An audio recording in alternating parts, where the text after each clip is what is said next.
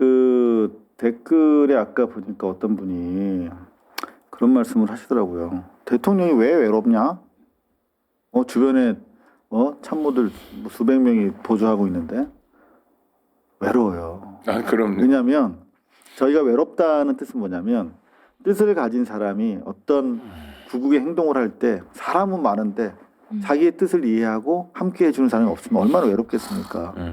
군중 속의 고독이라는 거잖아요. 그게. 그런데 실제로 하나만 제가 예를 들어볼게요. 그러니까 대통령이 외롭다는 게 뭐냐면 언론 개혁도 해야 되고 부동산 개혁도 해야 돼. 근데 실제로 제가 지금 취재를 하다 보니까 아무리 엑설런트한 장관들을 갖다 놔도 뭐 이를테면 중소벤처나 과기정통이나 또는 산자부 뭐 이런 데는 그야말로 삼고초려에서 뽑은 그 퍼포먼스로 증명된 사람들이 그러니까 빨리 적응하잖아.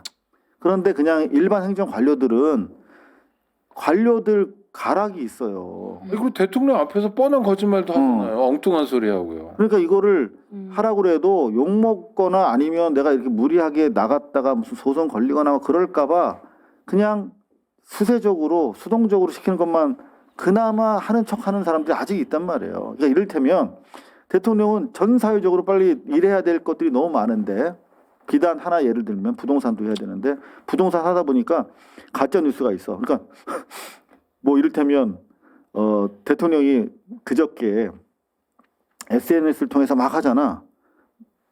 지금 보세요. 다주택 양도세 저 중과세 하던 거 이외에 그다음에 보유세도 이제 손대겠다는 취지로 말씀하셨어. 그리고 나서 또 뭘 해야 되나 쫙 지금 뭐 플랜이 있잖아. 오케이. 임대사업자 다주택 일반 다주택 말고 그 세금 깎아주는 거. 8년 의무 임대 이후에 요거 계속 가지고 있다가 시세 차익 노려가지고 집장사 이거 안 돼. 요거 또 하고 있는데 알고 봤더니 서울 시내 임대 아파트 임대업자가 가지고 있는 다주택 아파트가 42,500채가 있다는 거야. 그거를 8년 이후에 풀게 하면 당장 지금 몇만 채가 나오게 할 수 있잖아. 그 중과세 대상으로 넣어버리면. 그거 해서 이제 딱 했어. 그랬더니 모 신문에서 한국일보인가? 거기서 그래봤자 얼마 안 된다. 그리고 얼마 안 돼요. 지금 신규 공급이 6만 호인데 6만 호도 예전에 했던 그럼요. 것까지 다 포함한 네. 거고 그래서 겨우 6만 호 맞췄는데 당장 실현할 수 있는 것도 그러니까 서울의 아파트라고 해봤자 전체 임대주택의 16%밖에 안 되고 그건 42,500채밖에 안 된다.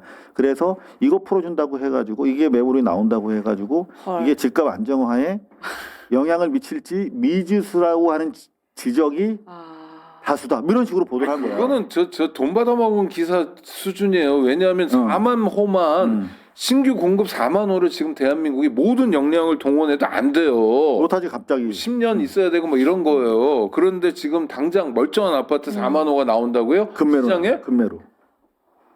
아름다운 일이죠. 대통령이 그걸 하나하나 밑줄 쳐가는 마음으로 요거는 의도가 실려 있고요. 그리고 미지수라는 것도 과연 그럴까요? 하면서 그냥 데스킹까지 보고 있어요. 그러니까 무슨 말이냐면 국토부 장관 뭐 한가라는 생각이 들어요. 그렇지. 그러니까 대통령 그렇게 하고 있잖아. 그리고 막 가짜 뉴스 이 와중에 뭐 세금 폭탄, 세금 그 텍스 포비아를 만들어 가지고 이걸 못하게 하려고 무슨 뭐 2,400명이 밖으로 나갔다. 그런 기사도 네. 대통령이 그걸 포워딩하면서 가짜 뉴스 이거 어떻게 해야 된다고 막 이런잖아. 그러니까 그나마 대통령이 혼자 막 하는데 단기 필마로 김정관 산자부 장관이 거의 유일하게 따라붙었어.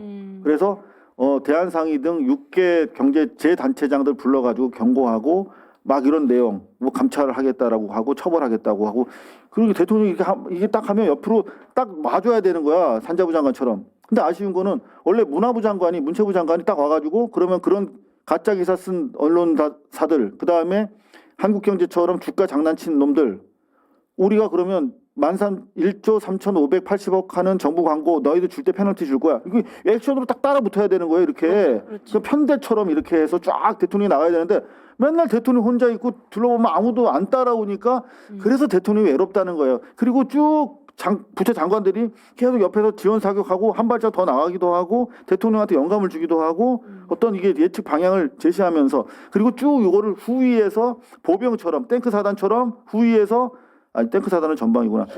보병들이 쫙 포스 오고 그렇지. 막 땡. 뒤에서 민주당이 그렇죠. 당해야. 민주당이 입법으로 제도화를 쫙 해줘야 되는 거야. 이렇게 사단 군단처럼 움직이면서. 근데 뒤로 보면 민주당은 지금 뭐 이상한 짓 하고 있고 장관들은 얘기할 때만 그때만 뭐 한다고 그러고 계속 체크를 하는데도 못 따라오고 하니까 그래서 외롭다는 겁니다. 아유 제 말이. 근데 외롭지만 좋은 스포츠에서 봤어요. 70대입니다. 네. 클린싱어님 처음으로 댓글 써봅니다. 진보의 김앤장화는 절대 막아야 한다. 이런 마음들이 덜 외롭게 되는 거죠. 네. 제가 언제까지 저는 뭐 뇌경색 환자라서 당장 내일부터 방송 못 할 수도 있어요. 그래서 아이고. 항상 오늘이 마지막 방송이라고 생각하면서 지난 10여 년 MBC에서 해고된 이후에 계속 버텨왔습니다. 끝까지 가짜뉴스와 싸우고 그리고 아직 정신 못 차리고 있는 대통령 외롭게 만드는 일해야 되는 사람들 비판하고 촉구하면서 이재명 대통령 국민참여정부 성공을 위해서 계속 뛰겠습니다. 오늘도 수고해 주신 오찬 네, 대표님. 구독자 여러분 감사합니다. 스포츠도 감사하고요.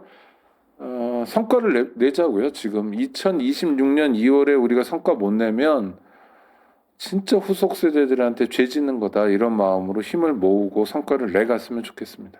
네, 오늘도 바쁘게 또 일정 보내셨죠. 아니 오늘 저 단순 작업을 했습니다. 네? 저희 사무실에 종이 소식지 접는 날이라 이렇게 넣고 뭐 이런 거. 네, 근데 사실 그런 게 되게 시간 잘 가고 좋아요. 네. 잡생각 안 나고. 네, 아주 그죠? 좋습니다. 네. 근데 요즘에는 저도 약간 지금 좀 멍 때리고 싶은 마음이 좀 들어요. 그 아침부터 6시 50분부터 시작을 했는데 계속 화장실 가는 거 참아가면서 한 11시간째 일을 하고 있군요. 정말 가짜 뉴스와의 싸움입니다, 사실은. 가짜 정보, 가짜 뉴스와의 싸움인데 어떻게 하다 이렇게 이 나이에 계속 그러고 있지? 아니 그것도 좋은데 앞으로 이제 뭐죠? 한 발씩 나아가면 네. 우리가 뭐 2천 뭐 5천까지 코스피 같은 경우에 뭐 이런 거나 또는 뭐 부동산 문제를 좀 잡아간다든지 이러면은 몸이 고돼도 살만해요. 그런데 지금 문제는 아니 정권 8개월밖에 안 됐는데 막 내분이 일어나고 막 흔들고 이런저런 그야말로 문자가 들어 마타도가 떠돌고 이런 상황을 이상호 기자님이 일종의 소방수로 불 끌어 다니니까 힘드는 거예요. 생산적이지 않잖아요. 가짜 뉴스에 대한 대응이 꼭 해야 될 일이긴 하지만 사실 뇌경색으로 어이구. 쓰러진 게 2014년 일목항에서예요.